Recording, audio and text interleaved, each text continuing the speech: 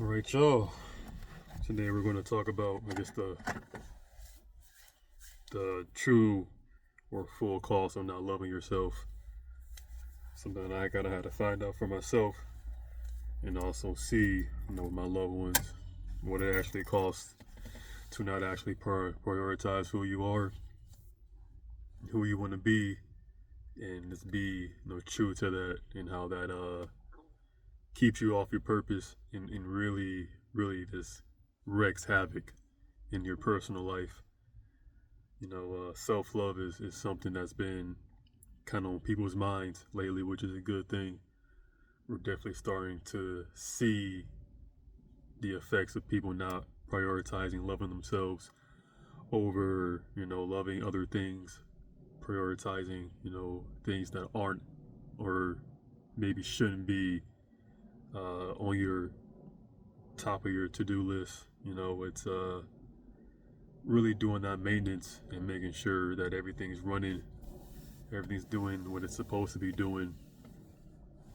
You're not actually regressing, taking any steps back. Because once you start doing that, it takes getting back to that point that you were, your initial starting point.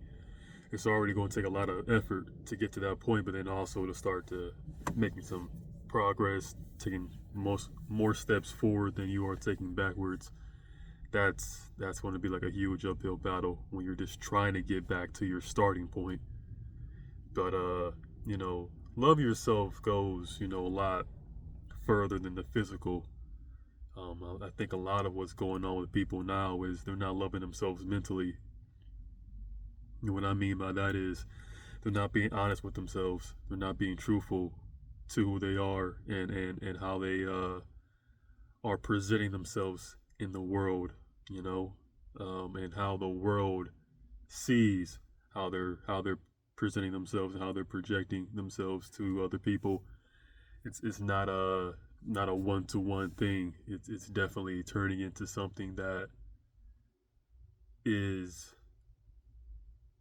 almost like a self-defense mechanism to kind of try to protect yourself from parts and sides of yourself that you're not too happy with, you're not proud of, which is understandable. But in the long term, you're just kind of doing a lot of damage.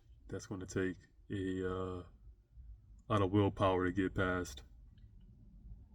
But I see a lot of people lying to themselves, or just lying in general, which is one of the worst things you can do. Is be someone who isn't truthful. It's because when you are once you lie to yourself, once you lie to someone else, the very first person you lie to is yourself. You have to convince yourself of that lie first in order to convincingly tell it to someone else.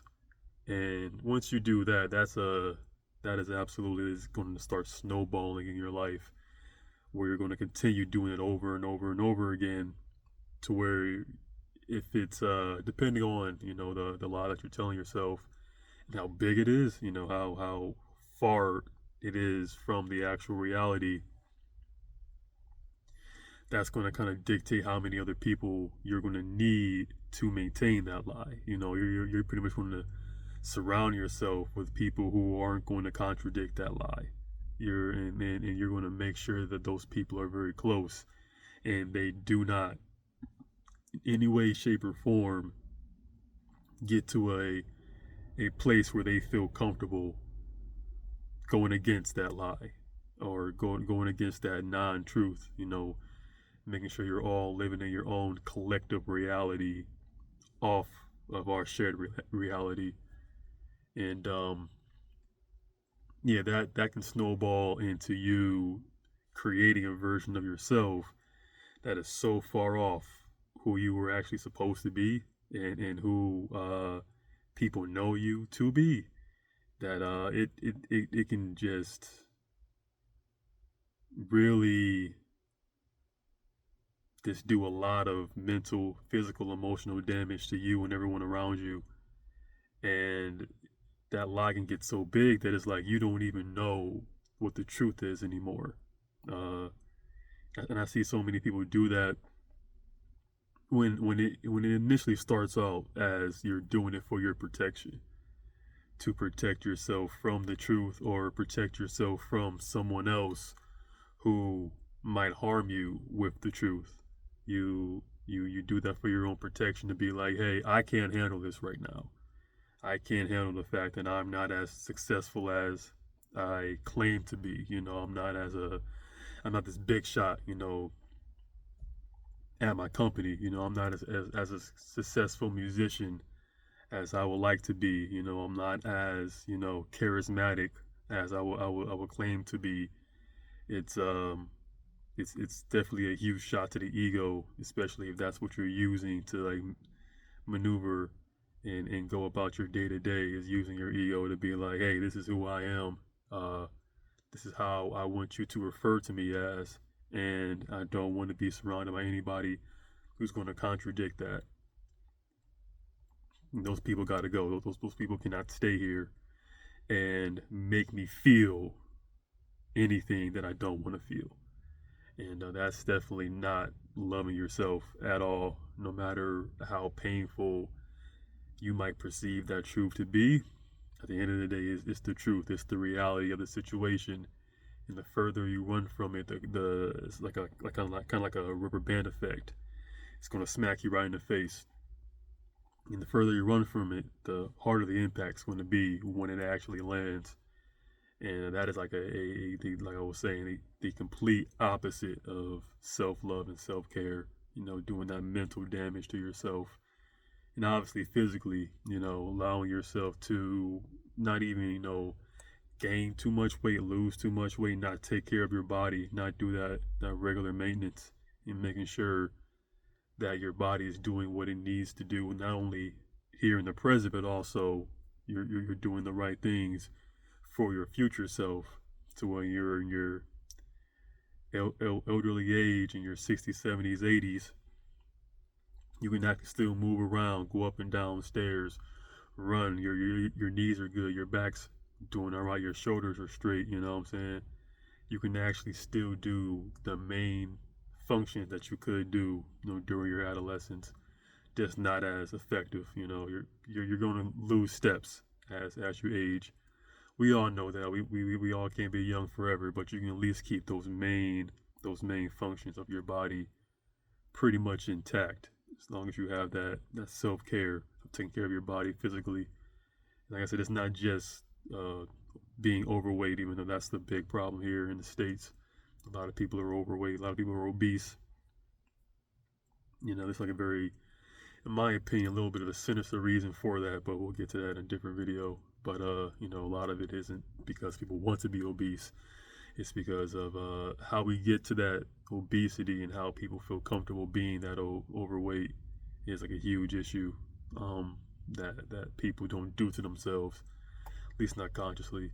But yeah, even being underweight, not prioritizing moving your body, not just going to the exercising at the gym, but exercising period. You know what I'm saying? It's any small things, doing jumping jacks, sit-ups, push-ups, jumping rope, stepping up and down, going up and down steps. Just little things to move your body is all you pretty much need to do to keep everything moving and kind of lubricated, to where things just aren't going to go out on you when you least expect it, when you most need those joints, those muscles. You're going to be ready. If you stay ready, you don't got to get ready, as that saying goes.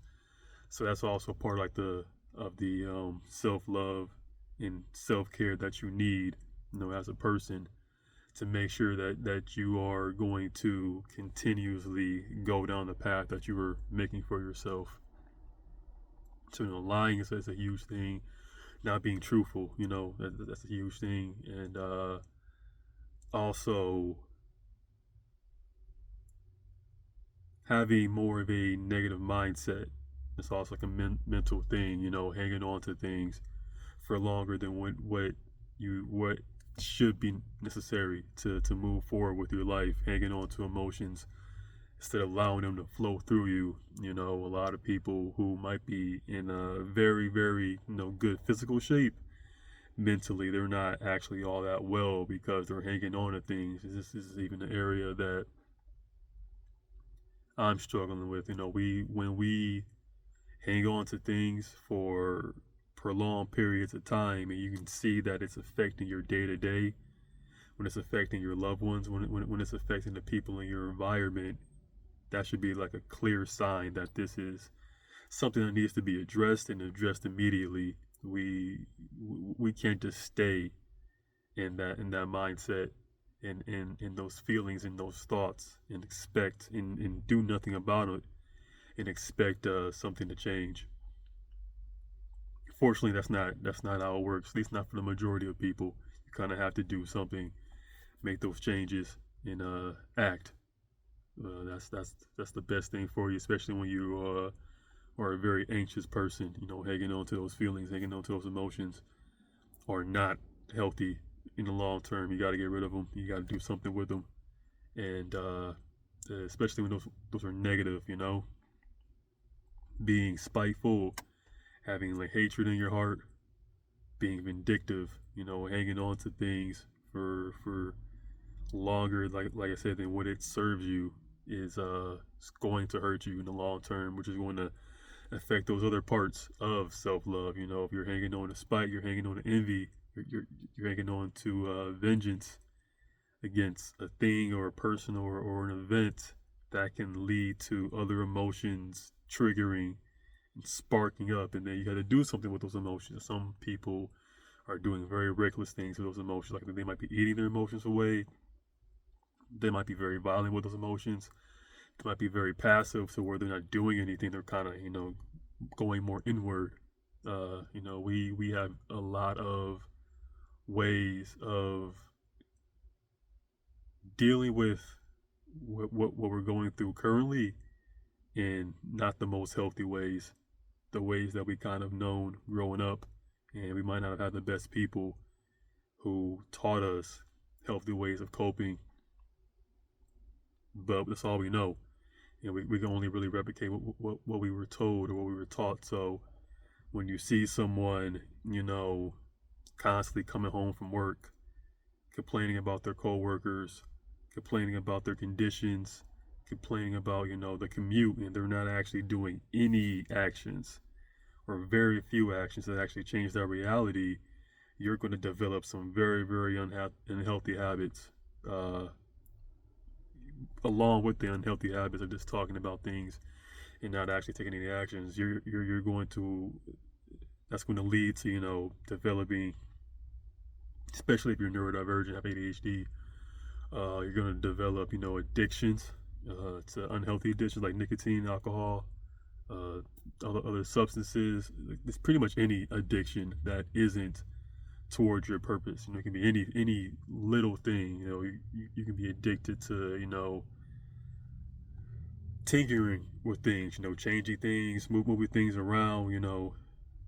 Building things up and tearing them down. That can lead to misplacing things, getting frustrated, breaking things, uh, kind of, or being addicted to consuming things, food, items. It it it can create this feeling that you're becoming overwhelmed with your situation, to where you feel like there's no escape. So you create that escapism for yourself, and then that's not a very much a self-loving thing. It seems like it and it kind of probably is, in a more of a sadistic way, but overall you're not actually kind of solving that problem, when that problem is your environment, the people that are in your environment, and how you're dealing with that issue. It's not actually getting resolved. You're just kind of sweeping it under the rug, and hoping that it gets better. Hopefully someone else comes in and swoops in and solves that problem for you, versus you doing what you can. That's within your means. You can't change a whole lot of things that are out of your control, but there is quite a few things in your control that you can change. But when you don't have that self-love, that self-care, to understand that taking all that on yourself and not doing anything with it isn't going to change anything. We have to get better at that. I know I do myself, and I am working on that. especially by even like saying it out loud and kind of putting that in the front of my mind that I have to get better at taking on all of the things that are happening to me in reality and actually taking action, even if that action might lead to more discomfort. It might lead to some hurt feelings. It might even lead to some consequences that I wasn't, or am going to be willing to deal with in the moment. I'm still taking that action because that's how much I care about myself. I'm not going to allow these things to just fester and to become issues for myself, to where I have to have these unhealthy copes that I created for myself that I have to kind of wean myself off of. And I'm glad that I've done. And I see a lot of people still struggling with that because they just aren't in that self-love mode. You know, and like it goes way past physical, it's mental, and it's a mindset. You know, you kind of really have to accept yourself for who you are to even get to that point of loving yourself, of accepting yourself, of feeling that you're worthy of love. You know, once you kind of get out of that mindset of, you know, that victimization, of demonizing people, not empathizing with people, not seeing yourself in other people, in other things, other creatures, other living, breathing things, then it's that whole self love process. Getting to that point, it's going to be extremely difficult. You know, just always. Well, I'll always keep in the top of my head that I cannot demonize people or look down on people who are doing things different than how I would do them. You know, at the end of the day, you see someone who's homeless and you know they became homeless because of them not taking responsibility of things, allowing things to overwhelm them, allowing things to get to a point where they have very few options, and you just kind of demonize that person and you say that, oh, they should have did this, they should have did that, they could have did this, they could have did that, and not putting yourself in that person's shoes. That is like very much the opposite of self-love. Not seeing yourself as that person, and that also can apply to groups as well. You see a whole group of people doing something that you don't like or you don't approve of, and you skip that phase of understanding that those people are no better than you, or you are no better than them. And if you were them, if you were one of those people in that group, you'd be no different. You're not fully loving yourself at all. When you other yourself from other people, that is not love at all. That is I won't say hate, but it's definitely not accepting who you are as a person. We are we are ridiculously similar to each other. So once we kind of lose that focus and understand and develop a understanding that, you know, it's there's them and there's us, we definitely start taking so many steps backwards that it's going to be a huge uphill climb to get back to a mental space that's kind of more in line with our shared reality versus whatever reality you created, whatever bubble, whatever simulation you created in your head that's creating this division that you're creating for yourself. It's it's something that's so prevalent in today's world, and I think a lot of it has to do with how our brains are wired today. We're processing so much information so quickly that we don't have time to really go through and sort through everything and really get to the bottom of it, get to the root of why we do the things that we do, why we are the people that we are, why we are creating these fantasies for each other and for ourselves. And it's causing a lot of chaos, a lot of confusion, a lot of hurt, a lot of feelings and emotions that we just do not have a whole lot of time in today's society to just feel, go through, sort through, put them where they need to go, and actually make some type of progress, be productive with those feelings. We do not give ourselves that time to do that. I know I didn't for a very long time.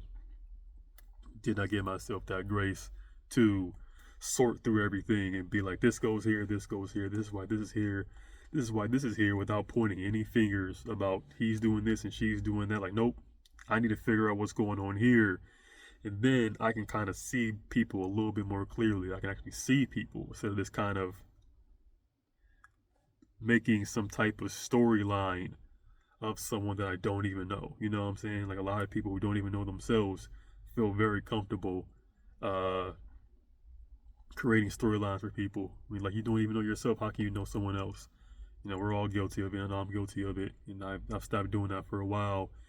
And that's actually made, you know, making connections and friendships and relationships a lot more exciting because I'm giving them the opportunity to actually show me who they are. And I'm always getting surprised. It's always not always positive or negative, but I'm always getting surprised that uh, people just have so many more layers to them that you will never know if you're just constantly telling people who they are and passing judgment. Because, like I said, that's not loving yourself. At the end of the day, you're not loving yourself if you're doing that. If you're not allowing yourself to experience that, you're absolutely that's what I'm looking for. You're becoming stagnant in that growth. You know, you're definitely stunting yourself when you feel like I know who that person is. I know who that person is. I know who that thing is. I know what that thing is.